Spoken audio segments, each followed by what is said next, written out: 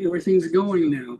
This is Dr. Roger Paul, and tonight we are going to continue our study on the paper 130, Jesus Going to Rome. And we're in section 2, paragraph 3, and that's on paper 130 of the other books. And the original book is 1430, page 1430.1. Let me get my breath here. Dear, would you stop moving for me, please? Oh, sorry. I got the opening screen. Do you like that screen I created? Yeah, it's pretty cool. Yeah.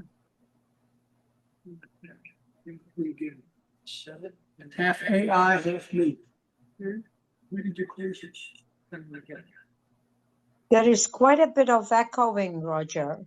Yes, there I is. was trying to figure out where it was coming from. So Oh, like an echo.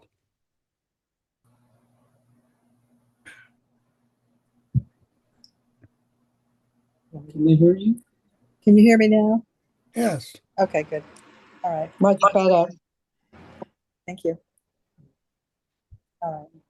While the Eastern branch of the early Christian church, having its headquarters at Philadelphia, held more faithfully to the teachings of Jesus than did the Jerusalem brethren, it was regrettable that there was no one like Peter to go into China, or like Paul to enter India, where the spiritual soil was then so favorable for planting the seed of the new gospel of the kingdom.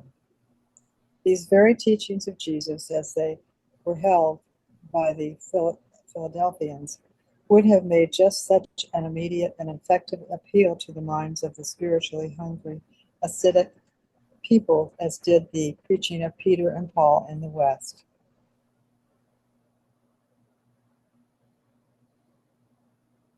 Makes you wonder whatever became of the Eastern teachings.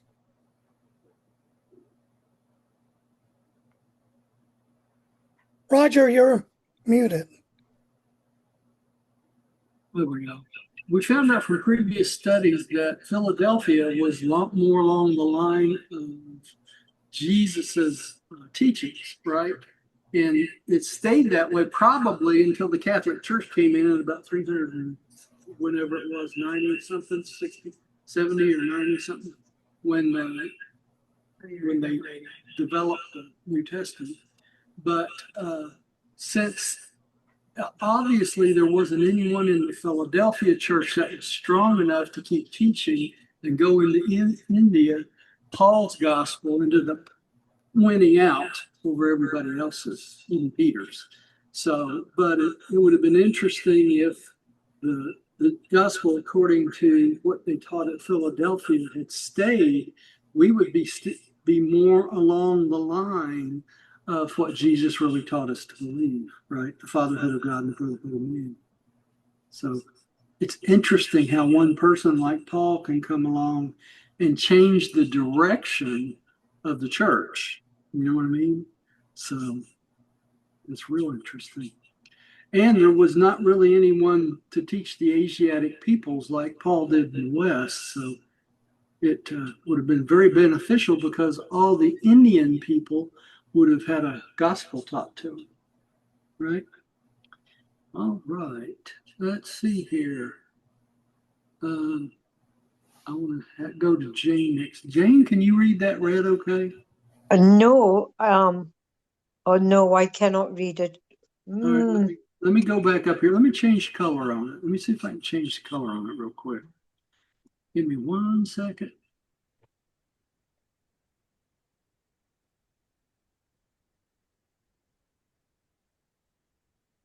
Right now it's better. Okay. Yeah, but he advanced it. I advanced it. How's that? That's much Okay. better. That's better. I can try, yeah. Is So that there better? is the white and yellow, both of them. Is that one paragraph? Yes, that's one paragraph. The yellow is the words of Jesus. I just took them out and read. Okie dokie. It's better. Okay. I might have to do it a bit slowly because I'm on my cell phone. That's why. Oh, okay. You want to wait and take another one that's not this small? Yes, that's a very good idea. Thank you. Okay. Roger, I just logged in and I was late. You want me to do it as Sure. Yeah, well, I'll take it, and then Jane can take the next one. We'll come back around. As one of the young men who worked with Jesus one day on the steering paddle became much interested in the words which he dropped from hour to hour as they toiled in the shipyard. When Jesus intimated that the Father in heaven was interested in the welfare of his children on earth, this young Greek, Anaxan, said, "If the gods are interested in me, why do they not remove the cruel and unjust foreman of this workshop?" He was startled when Jesus replied, excuse me, "Since you know the ways of kindness and the value justice, perhaps God, the gods have brought this erring man near you that you may lead him into the better way. Maybe you are the salt which is to make this brother more agreeable to all other men. That is, if you have not lost your savor. As it is, this man is your master, and that his evil ways unfavorably influenced you. Why not assert your mastery of evil by virtue of the power of goodness, and thus become the master of all relations between the two of you? I predict that the good in you could overcome the evil in him if you gave it a fair and living chance. There is no adventure in the course of mortal existence more enthralling than to enjoy the exhilaration of becoming the material life partner with spiritual energy and divine truth in one of their triumphant struggles with error and evil. This is marvelous and transforming experience to become the living channel of spiritual light to the mortal who sits in spiritual darkness. If you are more blessed with truth than is this man, his need should challenge you. Surely you are not the coward who could stand by on the seashore and watch a fellow man who could not swim perish. How much more of value is this man's soul floundering in darkness compared to his body drowning in water? Wow, Boy, is that not deep? profound. It says it well. I was working on I'm rewriting 6 of the chapters of the book I just finished, to let y'all know.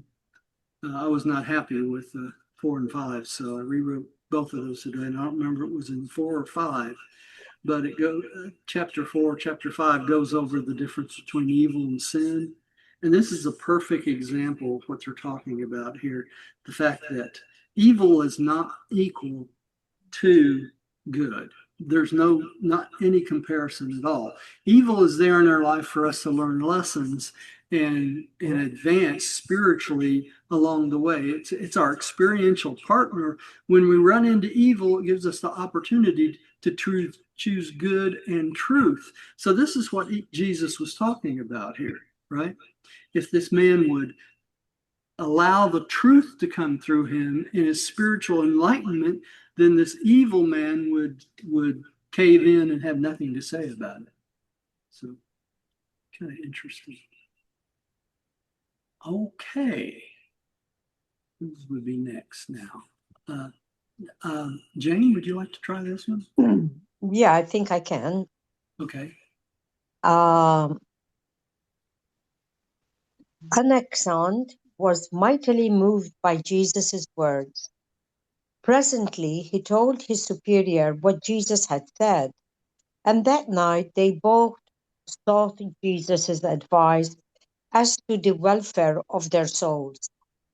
And later on, after the Christian message had been proclaimed in Caesarea, both of these men, one a Greek and the other a Roman, believed Philip's preaching and became prominent members of the church which he founded.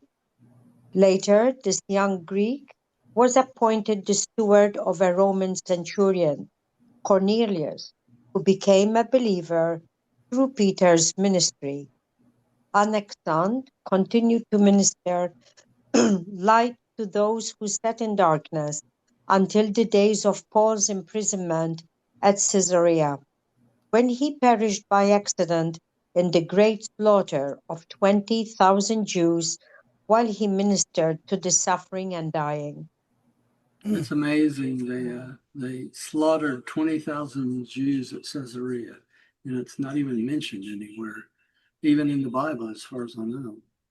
So that's not good. So this little talk Jesus had with this young man did a lot of good. He, changed his life, and this is believed to be where Paul preached there at this stand. All right, there's appeal to Caesar. This is when Paul made the appeal to Caesar that he was a Roman citizen. All right, we just went past the paragraph. Let me change the color again for y'all. I can read it. Can you read it okay? Yes. Read it then. Go ahead, Bradley. Okay. Kenneth was, by this time, beginning to learn how his tutor spent his leisure in this unusual personal ministry to his fellow men. And the young Indian set about to find out the motive for these incessant activities. He asked, "Why do you occupy yourself so continuously with these visits with strangers?" And Jesus answered, "Kenneth, no man is a stranger to one who knows God. In the experience of finding the Father in heaven, you discover that all men are your brothers. And does it seem strange that one should enjoy the exhilaration of meeting a newly discovered brother, to become acquainted with one's brothers and sisters, to know their problems, and to learn to love them, is the supreme experience of living."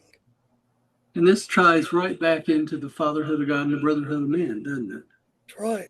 Learning to love one another, all your brothers and sisters. Okay, Lesh, can you read that okay? Can you take that one? Yeah, okay. This was a conference which lasted well into the night, in the course of which the young man requested Jesus to tell him the difference between the will of God and that human mind act of choosing, which is also called will.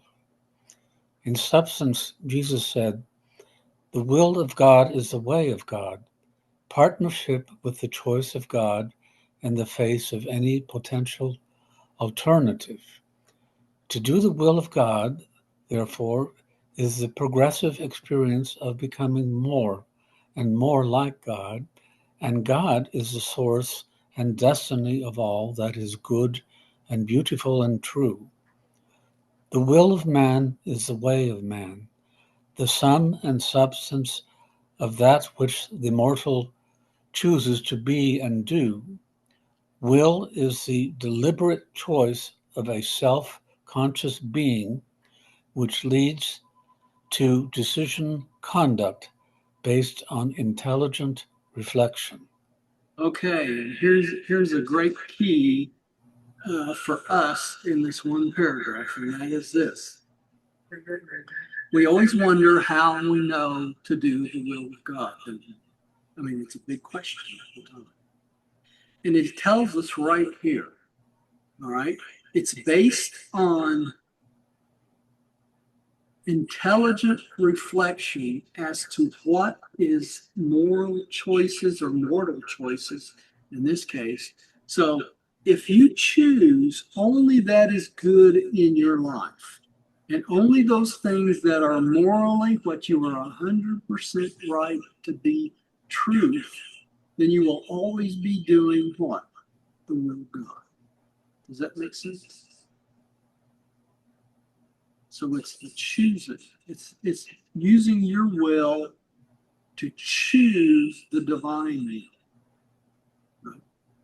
And that's how you replace your will with the will of God. Straight from Jesus. Really straight from Jesus. All right. Gary, can you read this one okay? I'll do my best, but I'll be honest with you, I'm having trouble with my eyes. So Let me change the color of this. It's 3:2. Give me 1 second. It's easy as 1, 2, 3.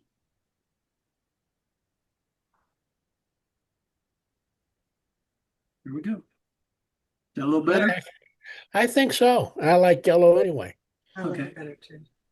That afternoon, Jesus and Ganid had both enjoyed playing with a very intelligent shepherd dog, and Ganid wanted to know whether the dog had a soul, whether it had a will. And in response to his questions, Jesus said, "The dog has a mind which can know material man, his master, but cannot know God.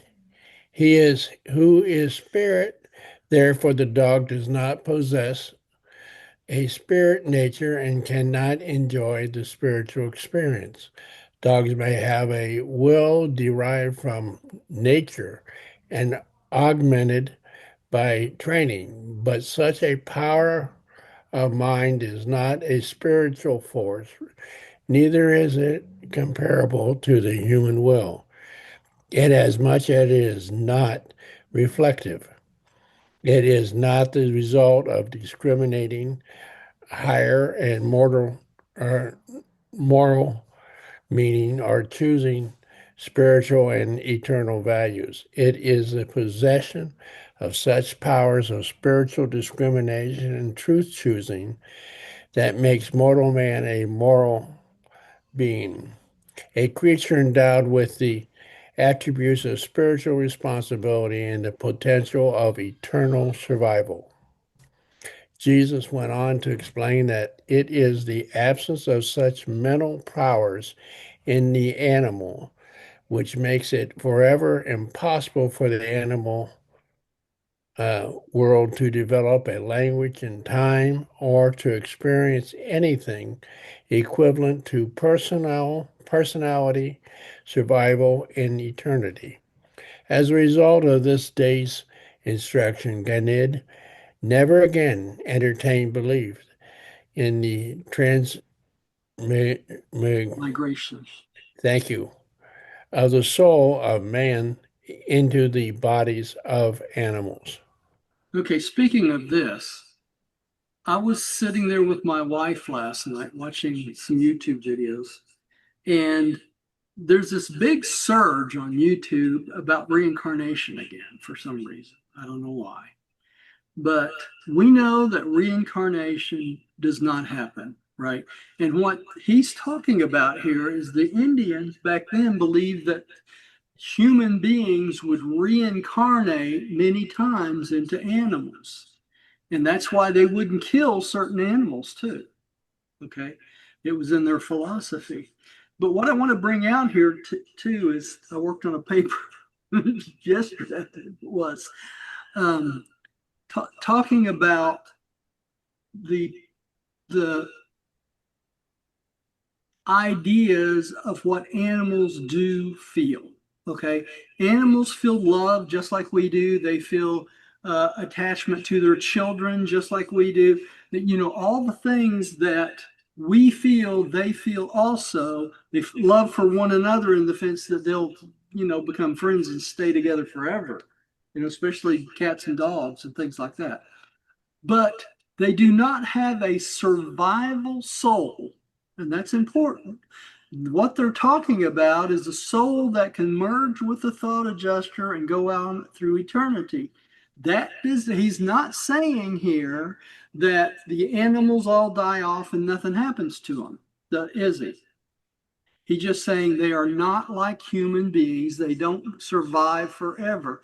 But we know the local universe mother spirit's in charge of all of that. And we know there's many types of beings and animals that are reincarnated, reused again and again and again. That's my point here. Okay. So I don't want people to think that I'm saying that because animals do not have souls, that they may not reconstitute on the mansion worlds or somewhere else as animals once more. They won't reconstitute, though, as humans. Why is that? Because they don't have souls. Okay? So animals don't become humans, and humans do not become animals in any way, shape, form, or fashion, either now or in the future, as far as we know, right? You Now, know, we do know that some types of beings in the higher mansion worlds can earn in their lives to literally kick up a degree and that sort of thing. Just look at the cherubim. They start out as cherubim. And then if they serve properly, they can become what? Seraphim. Okay. So there's what I want you to understand here is animals, humans, and everything else. There's nothing wasted in the universe, and there's a plan for everything. Now, how is humans different from animals and other humans? A human being has a free will to choose. An animal does not. Okay? They just experience. A human has the free will to choose non-survival. You see what I'm saying? You can choose not to do the will of God, and you can choose not to survive, and you will go off into oblivionness, and your personality will never reemerge as you ever again. Okay? That's the distinction between humans and animals. Okay? All right. Questions? Comments? Roger, you're a crazy person. Okay. I'm Yeah. wondering, since animals have an energy body like humans and all Right. plants, when they die, I'm wondering what happens to that energy when it's dissipated. Does it go to another world or another existence? Or I don't think It's a good question, Lech, which I don't have the answer to. I would assume since the animals are the children of the local universe mother spirit, they are probably reconstituted as animals on the same planet or a planet similar and along the same line as the same type of animal again. You know what I'm saying? Because the local universe mother spirit controls that energy, and they tell us there's nothing wasted. So those creatures must be reconstituted in some way, either as the same creature again, or maybe they get reconstituted on a not reconstituted. reconstituted. Reconstituted, Let me help you there, Roger. You help me. reconstituted. Maybe they go to the mansion worlds as different types of animal. I don't know. They don't tell us, right? So, but the way I have interacted with animals my whole life, with the dogs and the cats, and I've been feeding birds for some time, and all of the animals have certain tendencies, and none of them do things that you would be considered that would be considered evil. Okay, so they don't make moral choices. They're ingrained in their own psyche to survive, and they do certain things to survive. And in the wild, it seems cruel to us, but if you were in the wild and you had no other way to eat and survive, you would do the same thing the animals would. And we know that's a fact because all the early people did what? same Cannibalism. thing. Yeah, they ate each other. All right. That's just all there is to it. It's not a pretty sight, but they had to stay alive. And when they couldn't get game, that what would they resort to? They would take one of the people of the tribe and they'd kill them and eat them. Sacrifice. Sacrifice, right? That's how this whole sacrificial lamb stuff started, right? All right. Let's see here. Who just read? Gary, I think. Yeah. Huh? I believe it was me. Okay. The next day, Gandhi talked all this over with his father, And it was in answer to Gonad's question that Jesus explained that human wills, which are fully occupied with passing only upon temporal decisions having to do with the material problems of animal existence, are doomed to perish in time. Those who make wholehearted moral decisions and unqualified spiritual choices are thus progressively identified with the indwelling and divine spirit, and thereby are they increasingly transformed into the values of eternal survival, unending progression of divine service. Okay, so if you want to survive, what do you have to do? You have to decide, right? It's a conscious choice. Nobody gets away with going through an entire life and never making a decision to just survive. Because if you did that, what would that automatically mean? That means you won't survive. Okay? And that's the important point here. That's why Jesus says here, only humans' wills which were fully occupied with temporal decisions. What's that? The decisions of our everyday life, just about Earth, having to do with the material problems of animal existence. Because if you make no will for choices, what are you living like? You're living like an animal, and you're doomed to perish in time because you're required to make a decision. Okay? And then it goes on to tell us that those who make a moral decision and qualify into spiritual choices then are identified with the divine spirit. And what's the divine spirit? The infinite spirit. And as long as you're identified with the infinite spirit, you are transformed from one life to the next and eventually end up progressing in divine service through eternity because you fuse with your adjustment. Jesus makes it so clear, doesn't he? Mm-hmm. When he says it, it's just right on the money. All right, Jane, would you take the next one, please? Okay. It was on this same day that we first heard that monumentous truth which, stated in modern terms, would signify will is that manifestation of the human mind which enables the subjective consciousness to express itself objectively and to experience the phenomenon of aspiring to be godlike. And it is in the same sense that every reflective and spiritually minded human being can become creative. Now, I was just teaching this morning in the video I was working on. The phenomena of aspiring to be godlike. You see where he says that? Or see where it says that right there? And what is that? That is when you fuse, you become part of deity. You don't become divine, but you become part of deity because of the thought adjustment. And that's the aspiration that we look forward to every single day, right? And it's the human will, the manifestation of the human will on the human mind that consciously expresses to be godlike. And that's how you become part of deity. You don't become deity, you become part of deity in God the Father, right? So don't go around and tell everybody I'm going to be deity one of these days. That's not what it's saying here, right? It's saying you'll become part of the whole of God, the I am, if you will.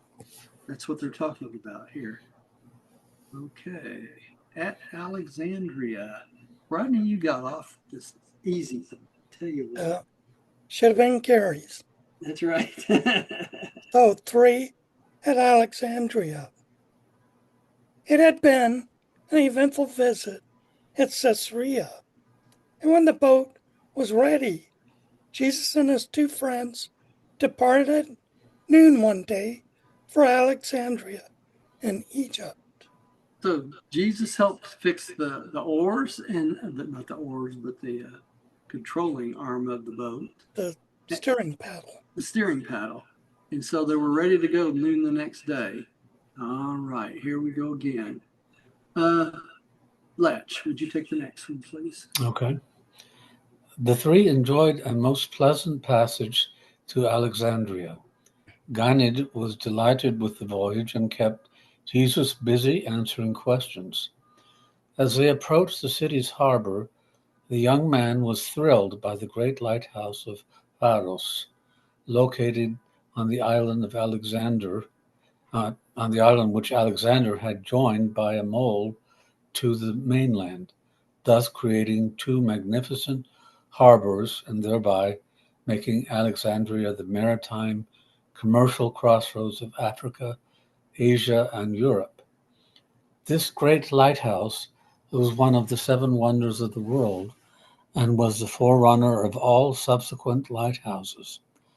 They arose early in the morning to view this splendid, life-saving device of man, and amidst the exclamation of Ganid, Jesus said, "And you, my son, will be like the lighthouse when you return to India, even after your father is laid to rest. You will become like the light of life to those who sit about you in darkness, showing all who so desire the way to react the harbor of salvation and safety." And as Ganid squeezed Jesus's hand, he said, "I will." So that's how all of us can become the lighthouses, right? Yeah. And this is a picture of a lighthouse that would have been built back then, but it's kind of interesting. If you look at this picture well, you'll see that this is probably like a 16th or 17th century ship Yeah. in the background. So, Yeah. but the lighthouse works. Mhm. Right. All right. And this is a tapestry, I believe it is, actually showing the actual lighthouse that was at Alexandria there. Oh, So it says it's a mosaic of the lighthouse in Alexandria. So it's kind of what it looked like. All right. Gary, would you take this one? Okay. Okay. Can you hear me? Yeah. And again, we remark that the early teachers of the Christian religion made a great mistake when they so exclusively turned their attention to the Western civilization of the Roman world. The teachings of Jesus, as they were held by the Mesopotamian believers of the first century, would have been Readily. Yeah. readily received by the various groups of, Asiatic. thank you, religionists. Yeah. So if they would have just done some teaching in Asia during that period of time, they would have done really well. All right, we're back around. I think I'll take this one since I haven't taken one in a while. I skipped over myself last time. By the fourth hour after landing, they were settled near the eastern end of the long and broad avenue, 100 feet wide and 5 miles long. That's a big avenue, which stretched out on the western limits of this city of 1 million people. So think about this. Alexandria, during this period of time, had 1 million people. It's a lot. After the first survey of the city's chief attractions, University, Museum, Library, and Royal Mausoleum of Alexandria, the Palace, Temple of Neptune Theater, and Gymnasium, Ghana addressed himself to business while Jesus and Ganid went to the library, the greatest in the world. Here were assembled nearly 1 million manuscripts from all of the civilized world: Greece, Rome, Palestine, Parthia, India, China, and even Japan. In this library, Ganit saw the largest collection of Indian literature in all the world, and they spent some time here each day throughout their stay in Alexandria. Jesus told Ganit about the translation of the Hebrew scriptures into Greek at this place, and they discussed again and again all the religions of the world. Jesus endeavored to point out to these young men the truth in each, always adding, excuse me for just a second, y'all, I need to change this from my own eyes. Okay.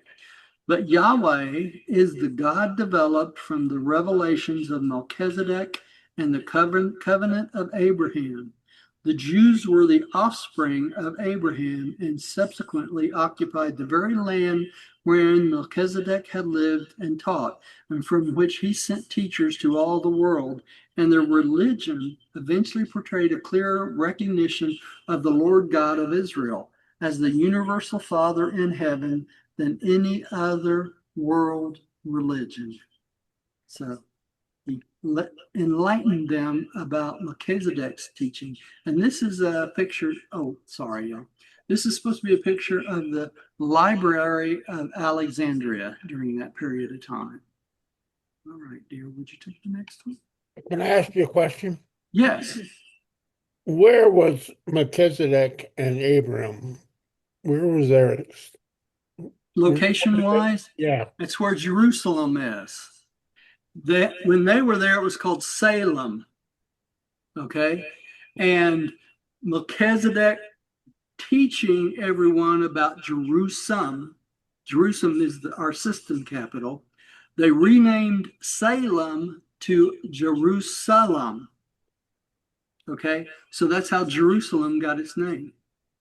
But that's exactly where Melchizedek and Abraham met, interact, and all that sort of thing. Abraham became the head of all the tribes there in Jerusalem. At that time, it was called Salem, but he was the head of all the tribes because he had conquered pretty much everybody. Okay. Let me ask you a question. Sure. Was the Palestinians there at the same time? Yes, they were. Okay. Yeah, there was an intermix of people pretty much everywhere, and the main focus of Melchizedek when he was in Salem was teaching the Bedouins. Okay, and the Bedouins were a group of all sorts of groups that hung out together, we put tribes together because there was strength in numbers. If you didn't have enough numbers, somebody like Abraham would have come along and wiped you out. Really, that's what it was. It was the strongest survived and ruled everything.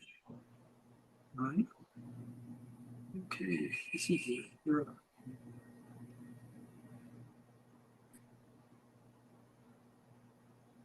Under Jesus' direction, Ganad made a collection of the teachings of all those religions of the world which recognized a universal deity, even though they might also give more or less recognition to subordinate deities.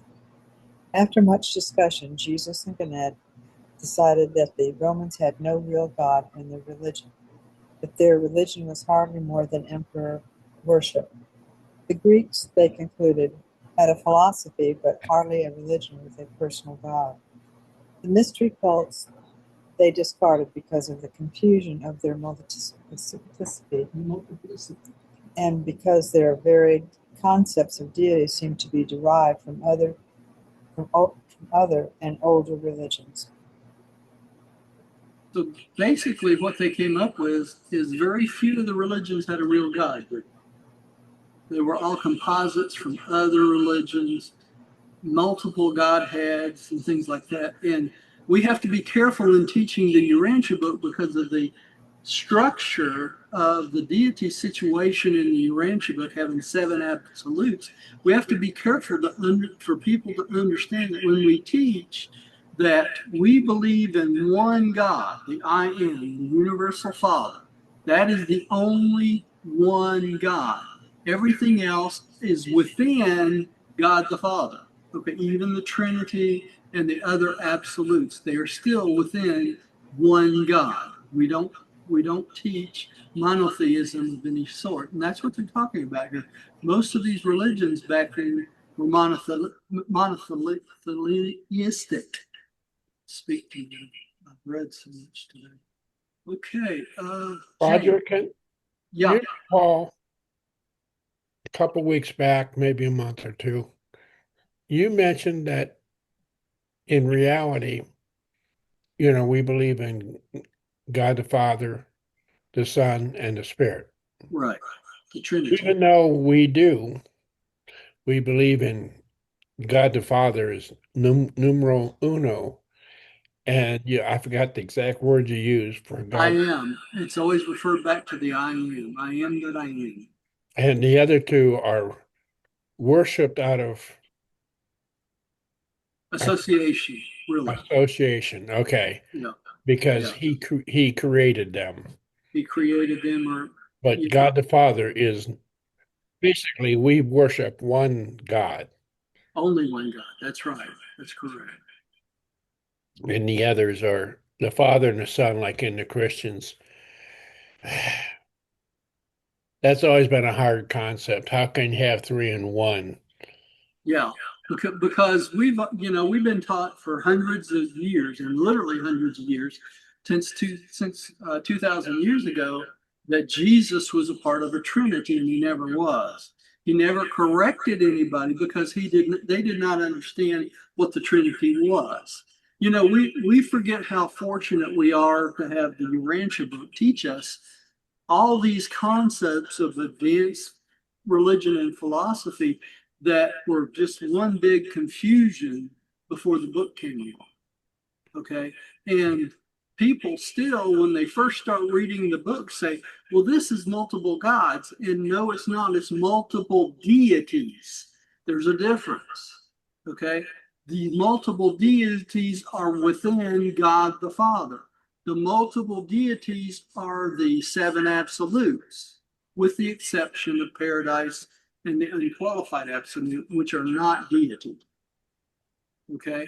But the seven absolutes are all within God the Father. So we still believe in the concept of the I am that I am. He is the universal Father, the first source of center of all, and controls still all with the association of his Son and Spirit. Okay. The other deities, the other three absolutes are really just the will of God in action, and the universal absolutes just the pathway for the will of God to deal with finite reality through the unqualified absolute. And the paradise is just the base for finite material and gravity and all the circuits. So if you think about it, everything still exists within one God, God the Father. That makes sense? I got a question you may not wish to answer, and I respect that, which is a little bit off subject, is why I say that. It's okay. Answer your question. Ask a question. Why do the Catholics include Mary in their worship? Because they try to deify all their saints. They tried to sanctify, it started out with just apostles, right? They tried to sanctify apostles. And early on, they tried to sanctify Jesus's mother, and Jesus never related to her in any shape, form, or fashion in that way that she should be deified in any way, because she was just like every other mother who ever had a child. Just because Jesus came from her did not make her any more special than any other being. And they should never have deified her, and they shouldn't deify any of the saints either that they call saints. It's just wrong. Because number one, they have not earned it. We have not earned it. I don't care if you dedicate your whole entire life to teaching and spreading the word of God. That does not justify trying to deify you as a saint, because you did not earn it and you're not qualified for it.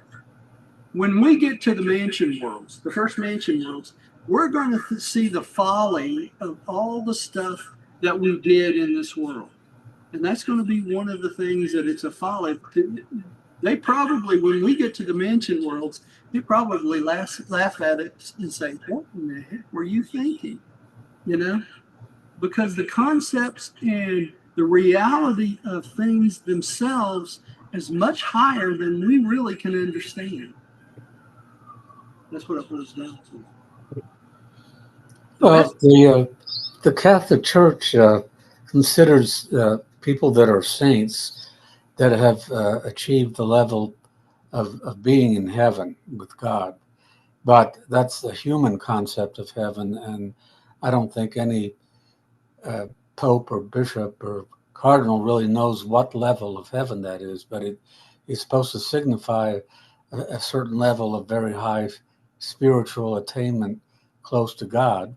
Yeah. And the Virgin Mary is not a saint, but that she's veneered, Yeah. revered by Catholics. Yeah, which is wrong. Jesus never told us to do that. Right. Right. Ever. Yeah. The only other thing I want to mention is if these beings qualified to be saints, they should not be here. Why? Because if they qualify to be saints, they should qualify to fuse with their adjustment. Okay? And Exactly. I've never known of any saint that's fused with fused, their adjuster. I don't either. You know, I don't either. yes, we do. Who? Elijah. Yeah, but they were never sanctified. Okay, Yeah. they were dead Well, before the. if you want a saint, there you go. They, it was funny. I was, when I was working on this book, I used, I think it was Claude to correct some of my spelling in English. And Jane can relate to this. The reason I did that is I took the transcripts from our meetings, and I took the transcripts from our meetings, got all the text and stuff, and then I went through it and corrected all the stuff that I could find, and then I stuck it in Claude, which is a AI thing, and I had him go through it and correct any of them I missed. All right.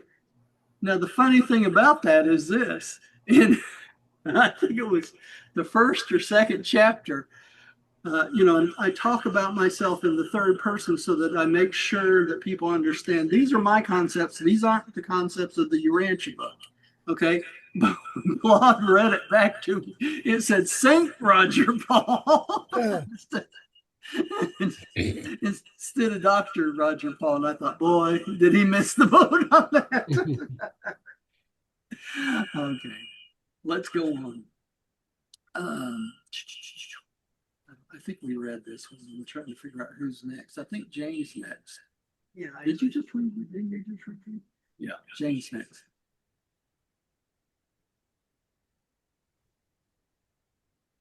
No, I don't think we read this. Did we read this? I don't think so. No. No, I don't think we did. Thank you, Jane. I needed that backup.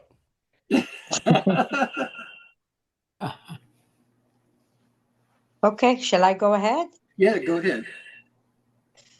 Although these translations were made at Alexandria, Ganit did not finally arrange these selections and add his own personal conclusions until near the end of their sojourn in Rome.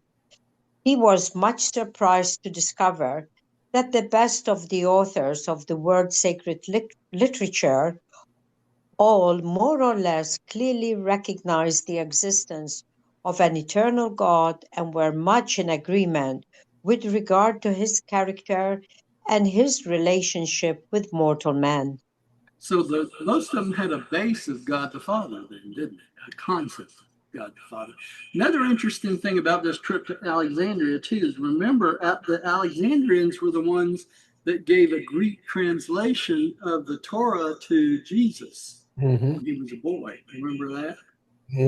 I do. I think that's pretty important. All right. Rodney, I think you're up. Let me change the color of this to.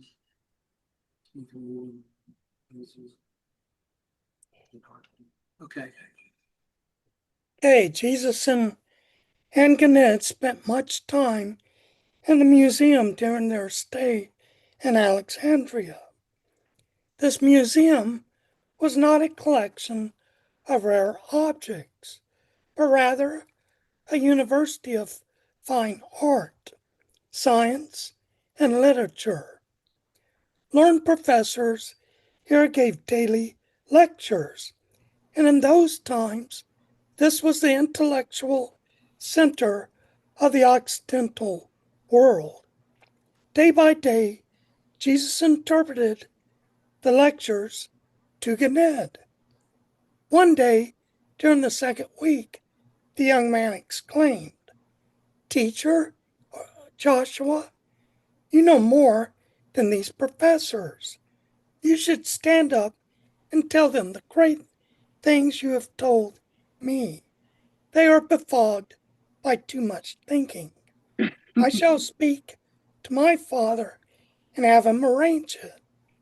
Jesus smiled, saying, "You are an admiring pupil, but these teachers are not minded that you and I should instruct them. The pride of unspiritualized learning is a treacherous thing in human experience. The true teacher maintains his intellectual integrity by ever remaining a learner." That's the number one thing, right? Always remain a learner, even if you're teaching something, right? Because you can always learn something from everyone. Okay. Right. I love this statement. They are much befogged by much thinking. Yeah, too much thinking. That seems to be the case nowadays, doesn't it? Okay, let's see here. I'll read this one and read the next one, dear. Alexandria was the city of the blended culture of the Occident next to Rome, the largest, most significant in the world. Here was located the largest Jewish synagogue in the world, the seat of government of Alexandria's Sanhedrin, the 70 ruling elders. So the highest people were there in Alexandria. All right, dear. Did you take the next one? Among the many men with whom Ganad transacted business was a certain Jewish banker, Alexander, whose brother Philo was a famous religious philosopher of that time. Philo was engaged in the laudable but exceedingly difficult task of harmonizing Greek philosophy and Hebrew theology. Ganad and Jesus talked much about Philo's teachings and expected to attend some of his lectures. But throughout their stay at Alexandria, this famous Hellenistic Jew lay sick in bed. Okay, so they were going to try to listen to some of his lectures, but he was sick in bed most of the time they were there, so they didn't get an opportunity to do that, right? Okay, let's do one more, and then we'll quit for tonight. Jane, would you take the last one, please?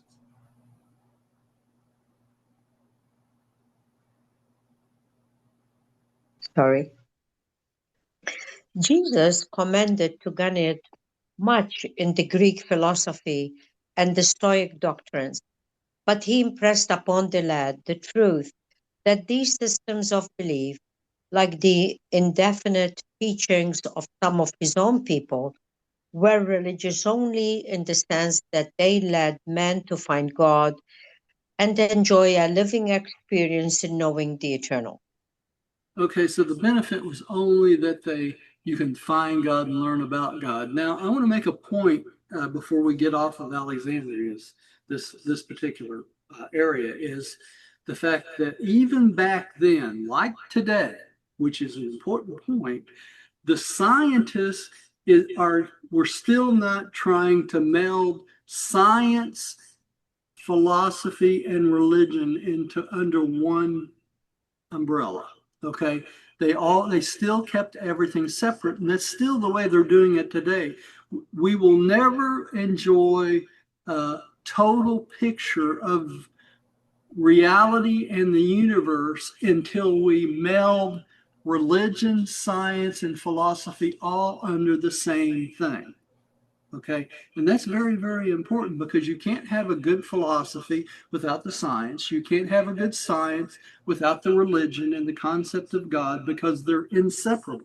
They're all under the same concept of the I am or God the Father. That's just the way it is. You can't get around it, no matter what you try to do. All right, and we're going to go into some little bit heavy stuff next time, the discourse on reality. So we'll take that up next time. Let me stop the share and bring up the prayer of acceptance.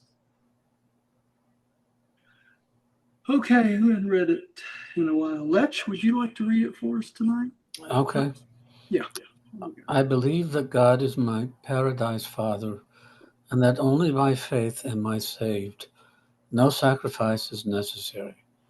By this same faith, I became a child of God, and know that all men and women are my brothers and sisters. We know the Son of God, the sovereign of our universe of Nebadon, as Christ Michael, Jesus of Nazareth.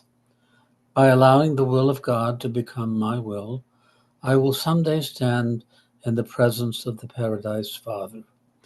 In the name of Christ Michael, Jesus of Nazareth, amen. Amen.